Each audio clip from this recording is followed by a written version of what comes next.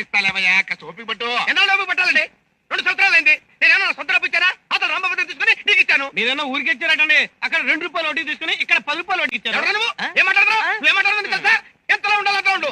నా డబ్బులు నాకు ఇచ్చేయి. అన్నట్టు మీరు ఆ. ఇవాటి పేపర్ చదివారా? ఏంటి? ఒక గజేతగాడు ఆ. నీళ్లలో మునిగి ఆ. గంట తర్వాత తేలాడంట. ఆహా, మా తాత 6 సంవత్సరాలైంది గోదావరిలో మునిగి, ఇంతవరకు తేల్లా. తొక్కలో నువ్వు సాపి నా కష్టం కొట్టాయి.